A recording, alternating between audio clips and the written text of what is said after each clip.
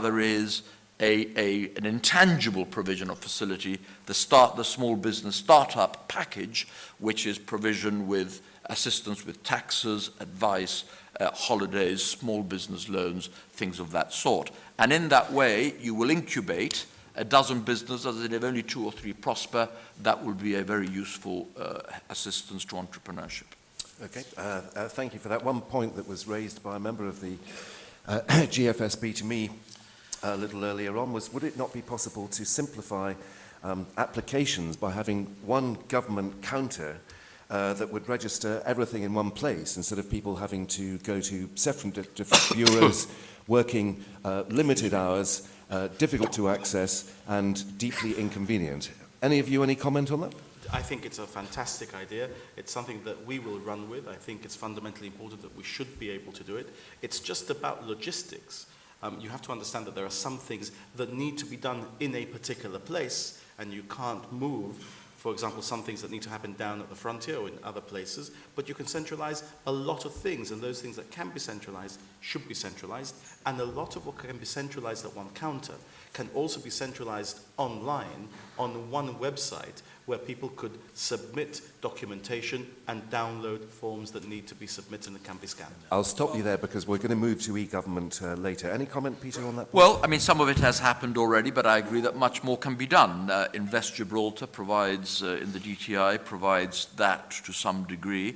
The social insurance contribution and PAYE merger helped a little bit with the traipsing around, although there is still a lot of it going on.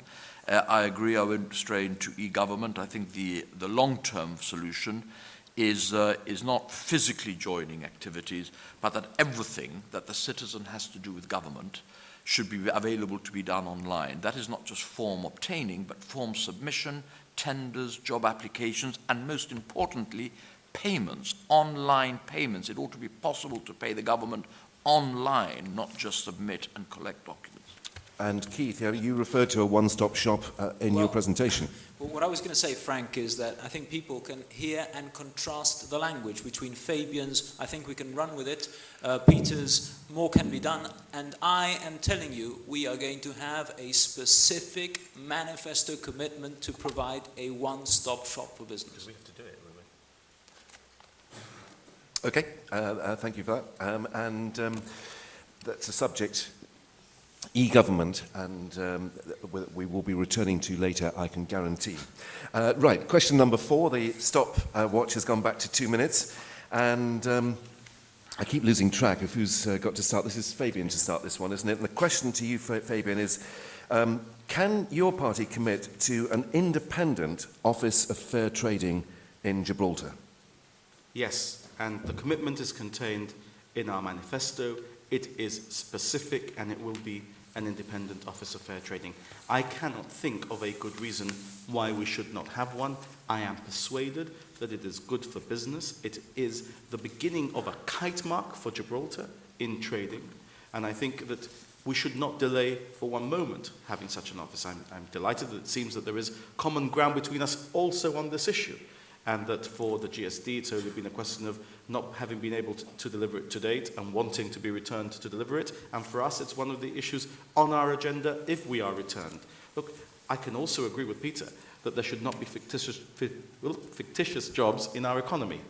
Everyone can agree with that. And of course, he will agree with me that there should not be people working in our economy for half the minimum wage or less, a third of the minimum wage, because that's cheap labor, and small businesses don't want to thrive on cheap labor. Are you satisfied that businesses have sufficient access to justice? To justice? Yes. Yes, I'm satisfied that they have sufficient access to justice. I don't think that is a live issue. Okay, thanks for that, Fabian. Peter, I think you're next, and the question to you is, can you commit to an independent underlined, Office of Fair Trading in Gibraltar? Well, indeed, I said it in my first address, and it's on page 28 of our splendid manifesto that is here in front of me. It's not just independent, which I think it would have to be, otherwise it wouldn't add very much to the architecture that already exists. It has to be independent and statutorily empowered to act independently of the government. So it's not just independence, it's also a question of being empowered by statute to be able to act. And there is in our manifesto commitment, you will see that we've combined the empowered Office of Fair Trading with, and included within it, a comprehensive and modernized consumer protection regime, because this also dislevels the playing field between trader. If one trader in the same good or service is doing things properly, complying, giving a good service in terms of defective goods, and his neighbor isn't, this also dislevels the playing field in terms of fair competition. So it's not just fair trading, it's fair trading coupled with consumer protection. Both need modern, updated European standard legislation, independent and statutorily empowered to take enforcement Well, what action. about a competition commission enshrined in this? Well, I think it boils down to the same thing. I mean, fair trading ultimately means not doing things which are uncompetitive. I've used the phrase dislevels. I'm not sure that's the right word. The playing field. Competition is just a more succinct way of saying in one word what I've said in three. Okay. Keith, 2 minutes on the subject, if you want them. We believe in the free markets and in competition, and that's why, and I think the terms can be used interchangeably quite freely. This is why in our manifesto, our commitment to an Office of Fair Trading is also described in terms of a competition regulator, because I think to a very large extent that's in effect what it is. I agree with Peter that there would need to be legislation underpinning it, because this competition regulator, Office of Fair Trading, needs to ensure precisely that, fair competition, fair trading, and regulate any unfair exercise of trade, any monopoly situation, for example, that may arise, even in the small market that is Gibraltar. I'm quite interested to understand why the independent was underlined. Clearly it must be independent, and clearly it has to have statutory functions and duties. We believe in that, and that we think is something that we would do in government. And it needs to go also side by side with, and indeed in our manifesto it is dealt with together with our commitment to, in principle, repeal the trade licensing legislation and indeed replace it with a system that allows you to have a licensing system, but not with the difficulties and objections and so on that tends to prevent and be a hurdle to business for the last 20 or 30 years. Do you feel there's enough transparency about it? Do I feel there is enough transparency in the current trade licensing system? Yes, I do, but I think it's heavily bureaucratic, and I think it doesn't help a business culture. And I think what the complaint that people have, which is about fair trading, is not being dealt with, and hence the commitment, I think, of everybody. Okay. Keith, many thanks for that. And that completes the round of answers on question 4. We've got 4 more for you, and then we have a sort of 10-minute comfort break, as I think the Americans call it. And then it's kind of over to you. So let's move to question 5 now. And, well, this is a simple one. What strategy would your party adopt for the long-term development of Gibraltar's tourist industry? I think Peter takes this one away. Peter? You keep on asking me. I'll say yes every time. Okay. You leave it to me. Right. All right. Okay. My friends Yes. from the GFSB All right, will tell him. stop you. Thanks, guys. Well, all right. Well, we agree that tourism needs a refocus and a new impetus, and we have a whole page in our manifesto, in fact, slightly more than a page, setting out how we think this should be dealt with. The first thing is that we want to transfer to tourism the same partnership approach as we've had with the interaction between the financial services industry and the government through the Finance Centre Council has been hugely successful and has given the finance centre industry a massive say in government policy and ideas formulation. And we think that that model can be extrapolated and transferred to the tourism industry in the form of a tourism council on the same model as the Finance Centre Council, to have permanent interlocutors on all issues of strategy, opportunities, products, marketing, policy, etc., etc. 1 minute. The transport needs, both at the city level and also in the Upper Rock. We need in the Upper Rock a holistic management approach, which we will be publishing if returned to office in January our detailed consultation paper. We think we need a common transport system up the Rock in which all the existing operators, taxis, bus operators, etc., have a stake, and consensually we have one system for transporting people around the Rock on a hop-on, hop-off system. We need, it has already been said, and we agree, more hotels. Now that we have a new air terminal, Keith, it is possible to invite cruise companies, as we are doing, to use Gibraltar as a cruise start and finish place. So there are proposals in the manifesto which can be looked at and considered. They're very detailed. Okay, thanks for that. We'll come back to it. Keith, 2 minutes for you to discuss. And let me put the question, can you commit, it's what strategy would your party adopt if you're elected for the long-term development of the tourist industry? If only we had invested 50 million in the airport terminal and had 30 million left to invest in the tourism industry, we would be going a long, long way to addressing the lack of direction there is in tourism. I think there needs to be a lot done in tourism and we see this as a holistic policy that impacts also on urban regeneration and heritage. And so for us, it's not just simply a page or so in our manifesto. It's about much more than that. There's a whole section on tourism in our manifesto, and in another part of our manifesto, there is a sprawling section on heritage, on planning, on urban regeneration, on providing tax concessions and soft loans for businesses who want to refurbish and regenerate their properties in the city centre. It's about providing a better transport system in tourism. It's about conserving and recovering your heritage sites. It's about treating your marine heritage properly and not just abandoning it. It's about fostering maritime links. It's about having better hotels and not just abandoning that sector. It's about having a cruise embarkation terminal and not just say, look how many cruisers turn up in Gibraltar every year. We've got to be a bit more proactive and have a cruise embarkation terminal, which I think is a very exciting idea that is in our manifesto, that will indeed revolutionize the revenue that is contributed by that sector to the economy. It's about doing much more about ecotourism and events-based tourism and upgrading our beaches not just during summer but all year round so that we can truly call ourselves a Mediterranean jewel that is making use of all its natural and urban heritage. Thank you very much, Keith. And the third perspective on tourism, the long-term strategy for tourism in Gibraltar. Over to you, Fabian. Thank you, Frank. Attracting more tourists to Gibraltar is not about having an air terminal that they come to visit. Of course, they have to arrive at an air terminal if they come by air that is worthy of Gibraltar in the 21st century. But they need to arrive to a Gibraltar that they want to stay in. And the Upper Rock has always been the jewel in the touristic crown for Gibraltar. People have wanted to visit the Upper Rock. Gibraltar is impressive from a distance. It's the rock that they want to visit, and it's the apes that they want to see. And that is where a lot of our investment has to be geared and should have been geared. The present administration introduced an environmental levy in the Upper Rock, which they said would be used as investment for the Upper Rock. That has not happened, and we've seen the Upper Rock product deteriorate considerably.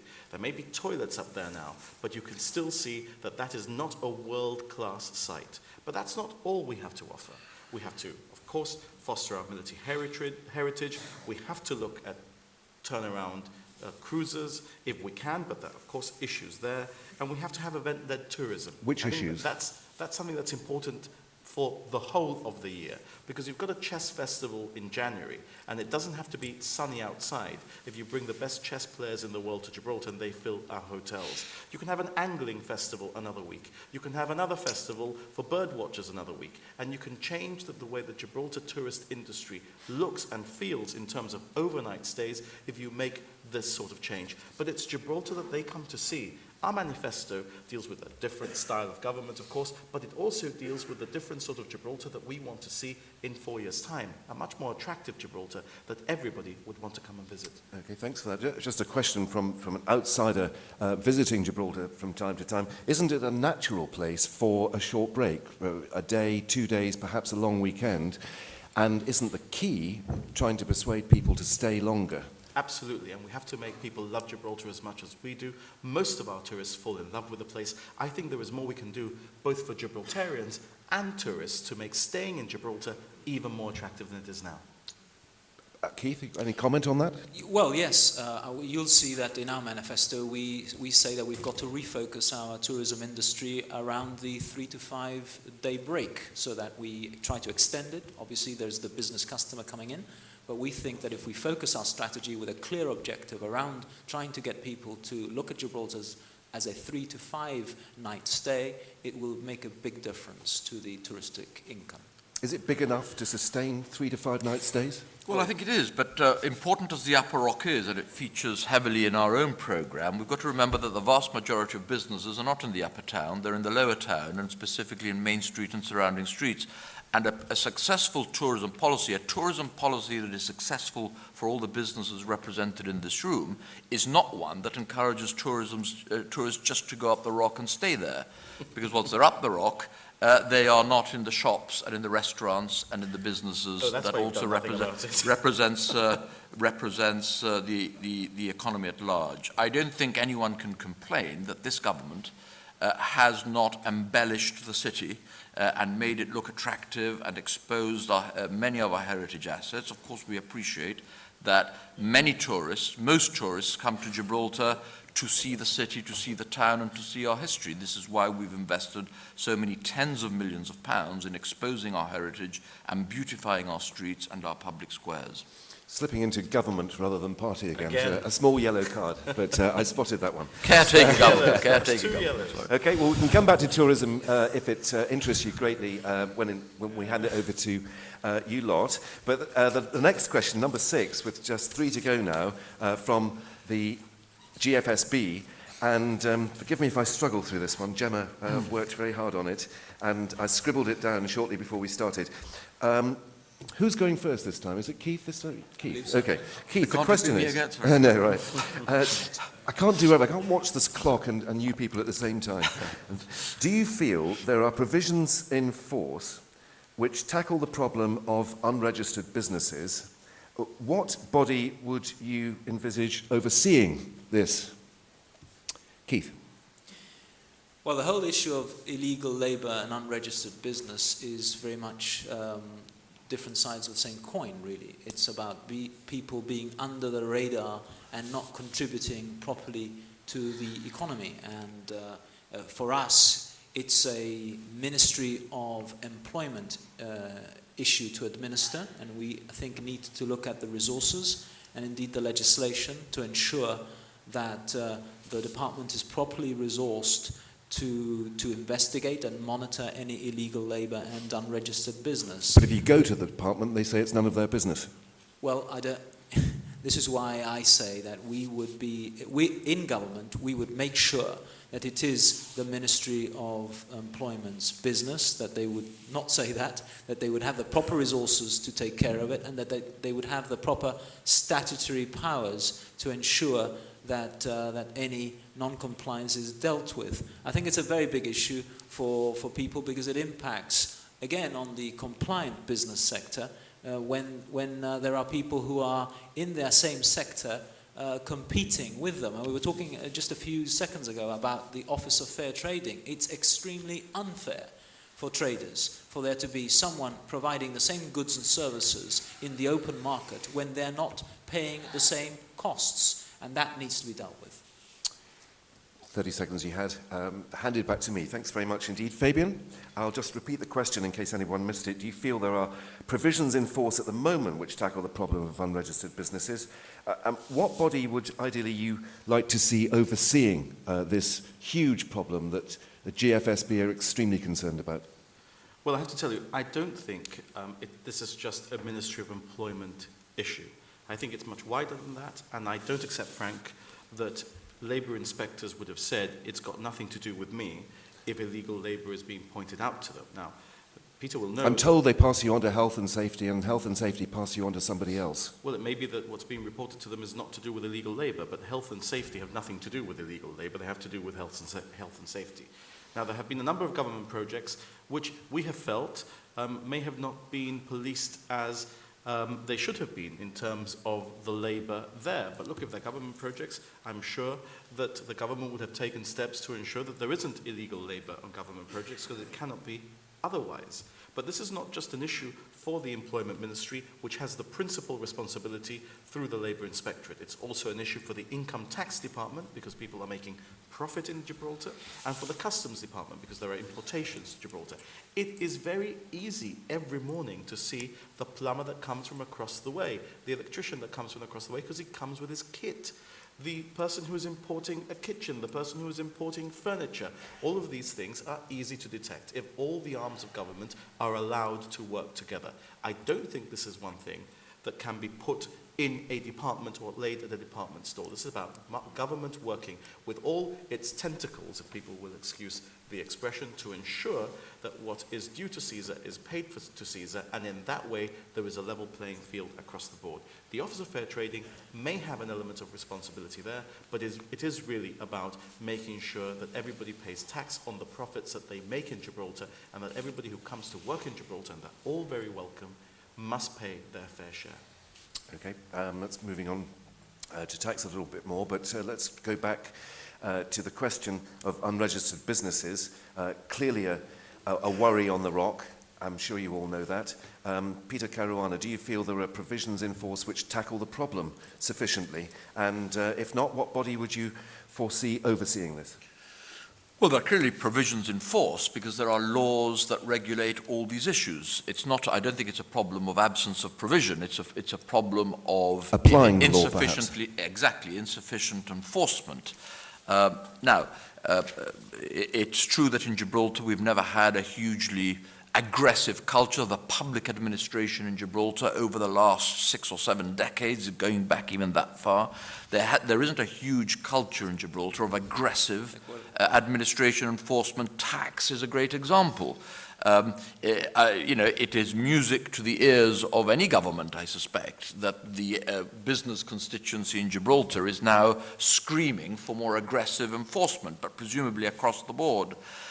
Which organization should be responsible? I think it needs to remain a government responsibility. What we have put in our manifesto is that the Office of Fair Trading will ensure that the government's resources and effectiveness in enforcing those laws is up to scratch and holds the government to account publicly if it isn't. So the Office of Fair Trading wouldn't be the enforcer, it would be, if you like,